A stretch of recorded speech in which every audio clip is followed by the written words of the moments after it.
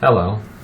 I wanted to make a quick video regarding measuring the ventricles on neonatal head ultrasounds. I wanted to review four things. One was a request from our local children's hospital for a protocol that would use the ventricular measurements on when to refer patients for further evaluation.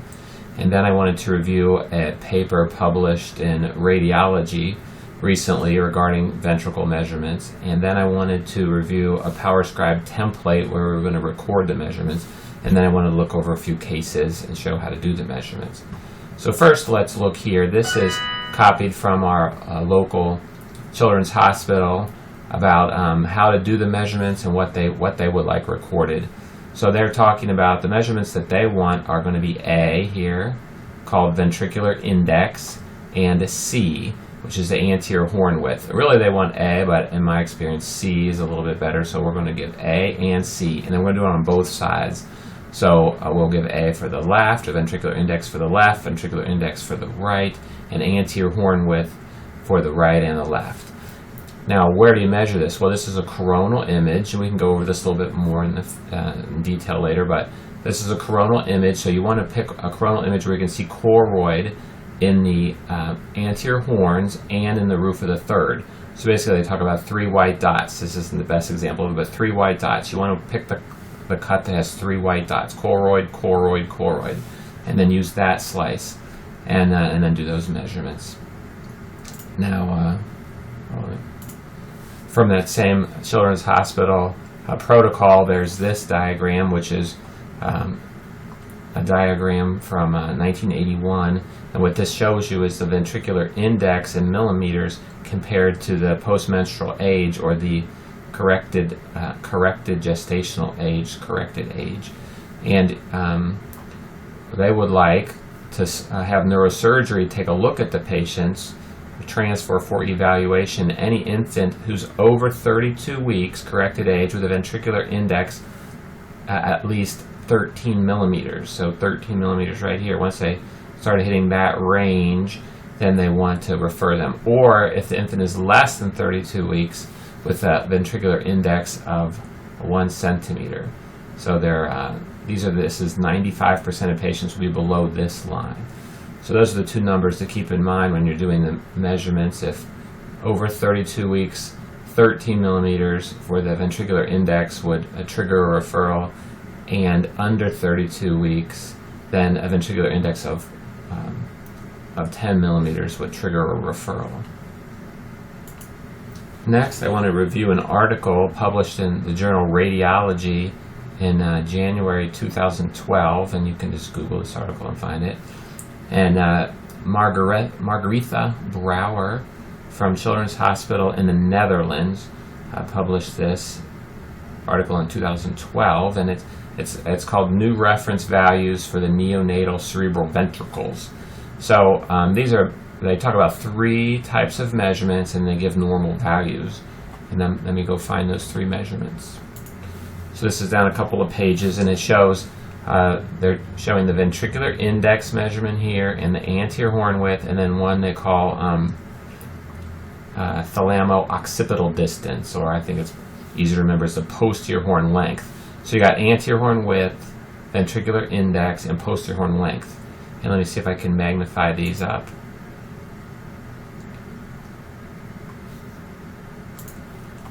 Okay, so first let's do the anterior horn length, and I just mentioned this, but so you find a cut where you have three echogenic foci, three dots, choroid in the anterior horn, choroid in the anterior horn, and choroid in the roof of the third, and then you go inner. This is like a common hepatic duct measurements, inner wall to inner wall for the anterior horn width, and you can report that for left and right.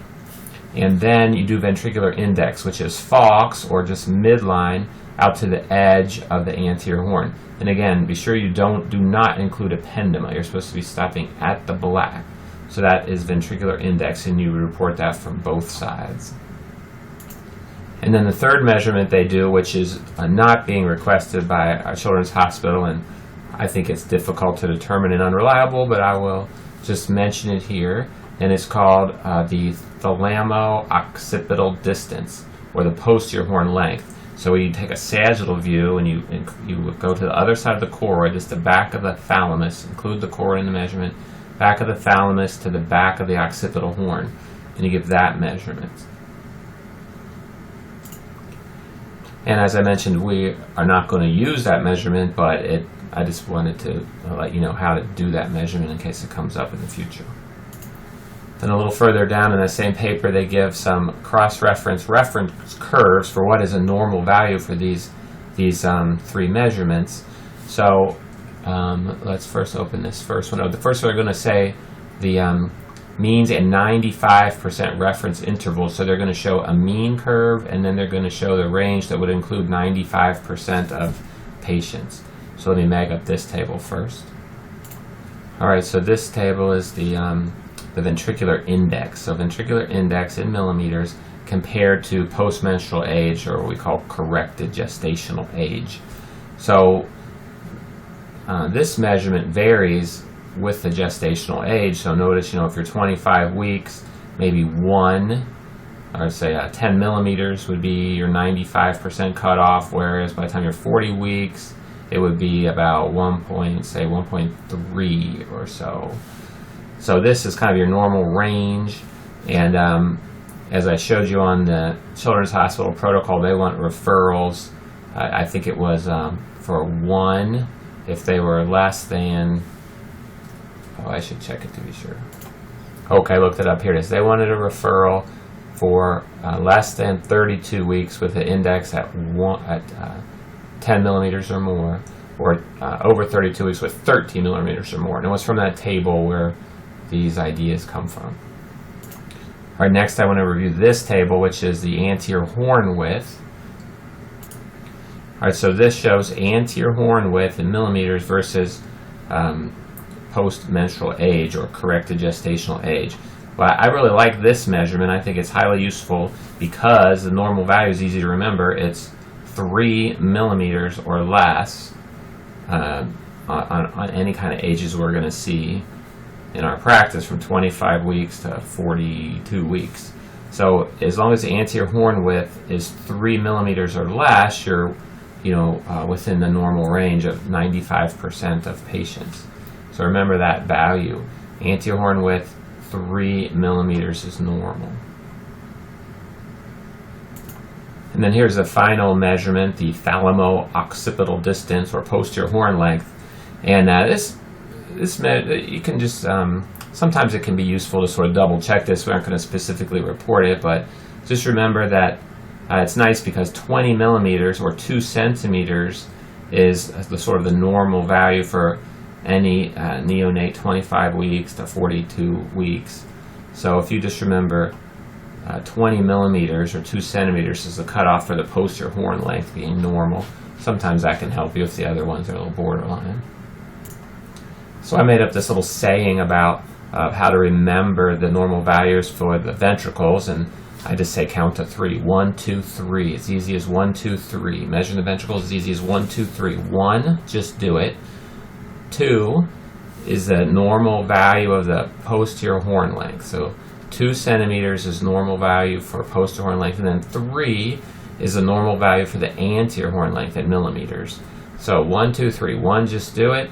2 centimeters normal posterior horn length, and 3 millimeters normal anterior horn width. Then if any of those are abnormal, you can give the ventricular index just for some additional information. Alright, so the next topic I wanted to cover was the powerscribe 360 reporting template. And this has a lot of information, but specifically what I wanted to mention today is the ventricular measurements. So here, this is a template. It's going to have 4 blanks that need to be filled in. So the maximum anterior horn width in millimeters for the right horn, for the left horn, and it says normal is up to 3 millimeters for 25 to 42 weeks. And then it gives a little reminder of how to do the measurement, which is the widest transverse diagonal width of the anterior horn in the coronal plane. And I'll show examples next about how to do this. And then we're also going to fill in the 2 ventricular index measurements. So the ventricular index in millimeters for the right, and then fill in the blank for the left. And then a reminder of how to do that. So it's a distance between the falx or midline and the lateral wall of the anterior horn in the coronal plane. And I'll show you examples of how to do that shortly. And then also, we decided not to put the recommendations for referral, the values for the ventricular index here, but in case you want to reference them, you can just go to this other category and look at the ventricular index reference. So if you were click that on your pick list, ventricular index reference, and then you'll look at it and it'll give you those values just to remind you. Consider neurosurgical evaluation if greater than 32 weeks corrected age with a ventricular index 13 millimeters or more, or less than 32 weeks with a corrected age with a ventricular index of 10 or more. And you could insert that if they become abnormal, or you could just use it as your personal reference. So this shows you the template that we made this weekend. It has a lot of pick lists and fill-in values. For instance, let's say under the ventricles, if you wanted to say a chord plexus cyst, then you'll say there's a small anechoic cyst within the substance of the chord plexus. You can add here measuring 3 millimeters on the right or something like that. But that's a little off track for the current talk on ventricular measurements. So this is sort of the working template, but then let me show you what it will look like sort of in its negative state. All right, so this is what the template's going to come up looking like, where most of the values are just at their default normals. And you're just going to have these 4 values to fill in here: the anterior horn width for the right and the left, and the ventricular index for the right and the left. And that's all. All right, now I pulled up an actual case which we can look at and measure. So you just go to the coronal cuts, and the first you have to pick on where you're going to do the measurement. Now, I started with an abnormal case that has some intraventricular hemorrhage here and some hydrocephalus. So first you find a cut that has the 3 dots. So it's probably this one. So coronal cut, where you can see choroid, choroid, and choroid, the 3 dots. This one's a little harder because there's some echogenic thrombus in the left anterior horn here. So to do that measurement on this cut we're going to use, you have to say, well, where's the edge of the wall? So what you have to do is kind of go forward and back and kind of get an idea where the wall is. So say it's there, it kind of gets blended in with the cleft, and that helps you. So first let's do the anterior horn width. So we'll do the right side first. So it's this inner to inner, don't include any of the white, and that's in millimeters, that would be 4.8. And then over here we'll do the same thing. And we'll have to remember where the edge was, and it's about there. The clot should be included in the anterior horn, so that's 5.0 millimeters. And probably what we should do really is mag these up to get them as accurate as possible. Let's see, so pull it down. You do have to see some anatomy to be able to choose the midline. Okay, so those are our anterior horn widths. Now let's do ventricular index. So we need to find the midline, right? So first draw a line down the midline. So that's the falx. So we can trace the falx and then just pick it right down the midline, like around that. And then measure, put your cursor right at the edge of the black. Don't go out, it's a little harder. So find it right at the edge of the anterior horn. Put your cursor there. Don't get any appendum in there. And then take it in to the midline. There. So that would be a 1.3. And then again, edge of the black here on this side for the right. And then into the midline. Be 90 degrees, that midline. And that would be 1.2. So those would be our values that we'd fill in with the chart. All right, so here's another case, our second case to do the measurements. And ironically, I pulled this one up, and it's quite a hard case to do because it has absence of the corpus callosum and some colpocephaly and some parallel lateral ventricles. But you can still do the measurements. This is a little harder than it has to be. Maybe it's not the best one for demonstration, but maybe it is. So I guess you got a little fudge a little bit. Say, okay, well, there's a chord, there's a chord, there's a chord. So let's use this cut, and let's say that the anterior horn width. Oh, let's make it up a little bit here. And then let's say the anterior horn width, inner for the left, would be about there to there. So it's 1.4 millimeters. Oh, and by the way, I think we should report it out to 1 decimal place for millimeters. So that would be a 1.4 millimeters. And then on the right here, it would be about 1.8 millimeters. And then for ventricular index, find the midline cut. Use this third ventricle choroid to help you with the midline cut. I don't think that one's the best midline. Let me get right in the middle of the falx.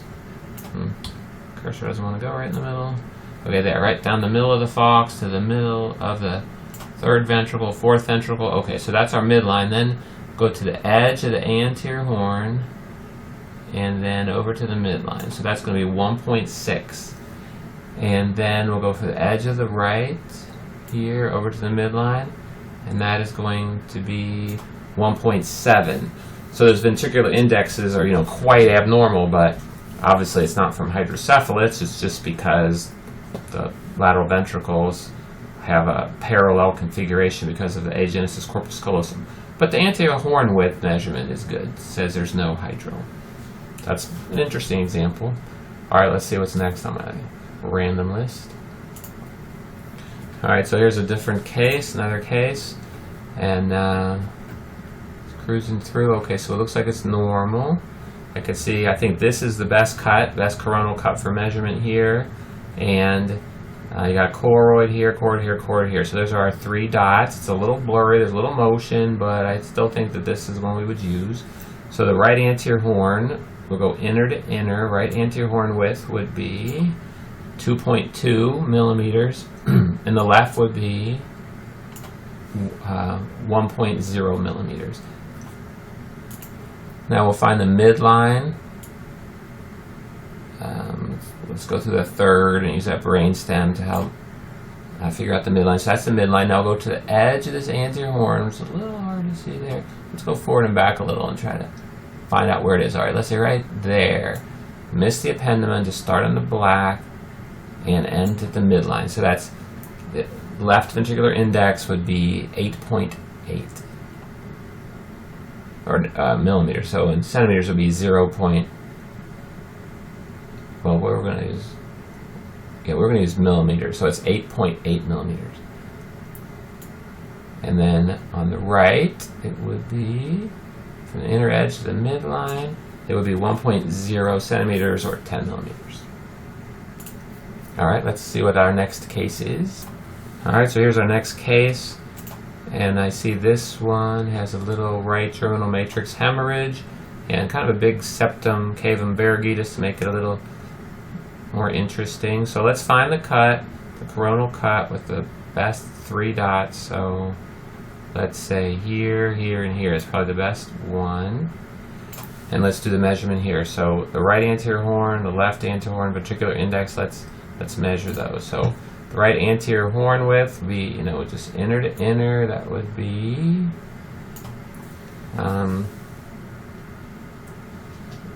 it's 0.09 millimeters. And then the left would be 0.6 millimeters. And then the midline would be somewhere a little hard to pick, say something like about like that. And then the ventricular index for the left would be this, and from here to here would be 0.9 centimeters, and then the right would be, we'll go with inner, just the black part to the midline there would be 0.9 centimeters. Alright, so this will be the last case we do, and this one looks like there's a slit-like left lateral ventricle. The right ventricle looks normal size. Choroid's okay. So it looks like it's going to be negative. It has a little ventricular asymmetry to keep it interesting, and a prominent septum cavum vergi. So let's try to find the appropriate cut. So it's a little blurry. It's not your best pictures, but probably maybe that one looks like what choroid. I think I use this cut here. So make it up a little bit. It's hard to see, but hey, this is a real life example. So the right anterior horn width would be right there. Oops, that's done. Use the wrong ruler. There, okay, so right anterior horn width would be 1 millimeter. In the left, I can't even see it. So something less than a millimeter of that would be 0.4 millimeters. And then the midline here, let's say I need to make it a little smaller so I can see the midline. I don't make it too small. Say there, okay, so now we'll find the midline. Well, let's use this part of the fox here, down through the cavum vergi and the choroid and the third ventricle and the fourth ventricle. So I think that's a midline cut. They're a little tilted. See, the patient's a little tilted on this, but we have to correct for that. So let's do this side first because it's easier to see. So we'll go, this will be the right ventricular index, is the just the edge of the anterior horn up to the midline, and that is 0.9 centimeters. And then the left would be from here to the midline, approximately that, same thing, 0.9 centimeters. Okay, so we would just take those 4 measurements I showed you for each example and fill them in these 4 blanks here, and then that's how we would record the ventricular measurements. And if the anterior horn width was greater than 3 millimeters, then we would say that there's hydrocephalus. And that's all there is to it.